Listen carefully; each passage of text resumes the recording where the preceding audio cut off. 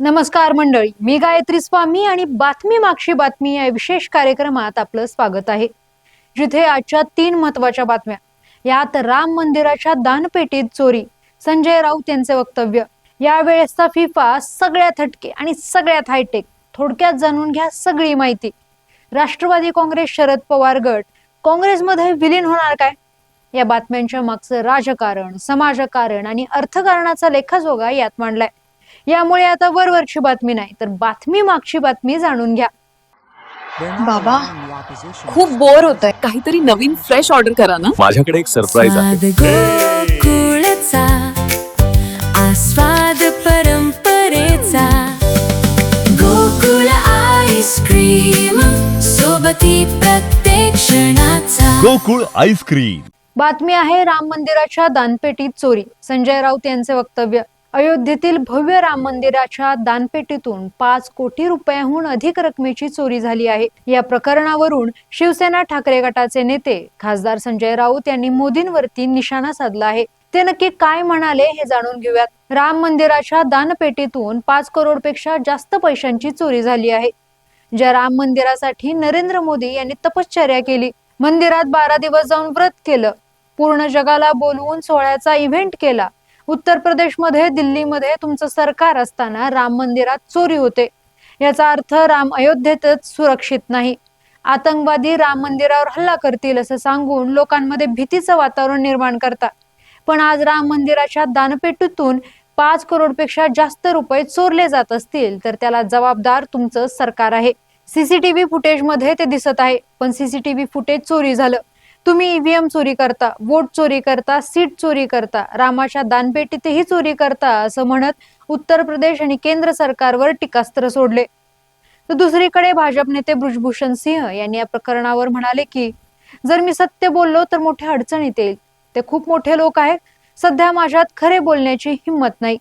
त्यांच्या या विधानामुळे चोरीच्या प्रकरणामागे नक्की कोण आहे याबाबत राजकीय वर्तुळात उलटसुलट चर्चा सुरू झाल्या आहेत. बातमी आहे यावेळेसचा फिफा सगळ्यात हटके आणि सगळ्यात हायटेक.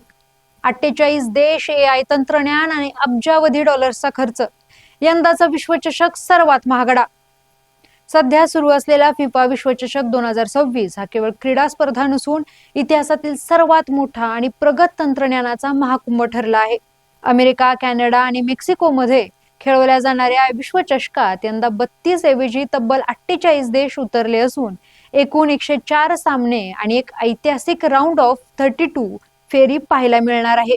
यंदा सामन्यांचा वेग वाढवण्यासाठी आणि अचूक निर्णयांसाठी अत्याधुनिक तंत्रज्ञानाचा वापर केला जात आहे. यात खेळाडूंचे 3D व्हर्च्युअल सिम्युलेशन तयार करणारे डिजिटल ट्विन्स आणि खेळाडू दृष्टीआड असतानाही अचूक ट्रॅकिंग करणारे AI सॉफ्टवेअर वापरले जाणार आहेत. तसेच गोल लाईन आणि ऑफसाईड निर्णय त्वरित कळावेत म्हणून फुटबॉलमध्ये हायटेक सेन्सर्स बसवले आहेत. पंचांच्या अंगावर लाईव्ह बॉडी कॅमेरे असून डेटा प्रवाहासाठी AI इन्फ्रास्ट्रक्चर वापरण्यात आले आहे. फिफाचे परिचालन बजेट 2.7 अब्ज डॉलर्स असून सुमारे 22,500 कोटी रुपये असून 11 अब्ज डॉलर्स पेक्षाही जास्त महसूल मिळण्याचा अंदाज आहे. सहभागी देशांमध्ये 871 दशलक्ष डॉलर्सचे बक्षीस ठेवले आहे. विश्वचषकाची तिकिटे आणि प्रवासासाठी काही चाहते तब्बल $30,000 म्हणजे सुमारे 25 लाख रुपये खर्च करत आहेत. डिजिटल प्लॅटफॉर्मवर स्ट्रीमिंग पॅकेजेस 799 रुपयांपासून सुरू होत आहे. तरी मोठ्या भौगोलिक विस्तारामुळे या स्पर्धेमुळे 7.8 ते 8.6 दशलक्ष मेट्रिक टन कार्बन उत्सर्जन होण्याचा अंदाज आहे. बातमी आहे पवारांना आधीच प्रस्ताव दिला होता, नाना पटोलेंच्या दाव्याने खळबळ. राष्ट्रवादीने विलिनीकरणाची चर्चाच फेटाळली. शरद पवारांना आधीच विलिनीकरणाचा प्रस्ताव दिला होता असा खळबळजनक दावा काँग्रेस नेते नाना पटोले यांनी केला आहे. तर दुसरीकडे प्रादेशिक पक्षाने अखंड काँग्रेस बनवून काँग्रेसला बळ दिलं पाहिजे यासाठी पवारांनी पुढाकार घ्यावा या संजय राऊत यांच्या विधानावर काँग्रेसचे प्रदेशाध्यक्ष हर्षवर्धन सपकाळ म्हणाले की हे राऊत यांचे वैयक्तिक मत आहे. राष्ट्रवादी काँग्रेस शरद पवार गटाने विलिनीकरणाचा दावा पूर्णपणे फेटाळून लावला आहे. प्रदेशाध्यक्ष शशिकांत शिंदे यांनी सुनावले की आधी स्वतःच्या पक्षाची मोड बांधावी, आमची काळजी करू नये. पक्ष विलिनीकरणाचा कोणताही प्रस्ताव किंवा चर्चा नाही. तर काँग्रेस नेते बाळासाहेब थोरात म्हणाले यापूर्वी काय झाले माहित नाही, पुढे काही होऊ शकते. दोन्ही पक्षांची विचारधारा एकच आहे असं सूचक विधान केलं आहे.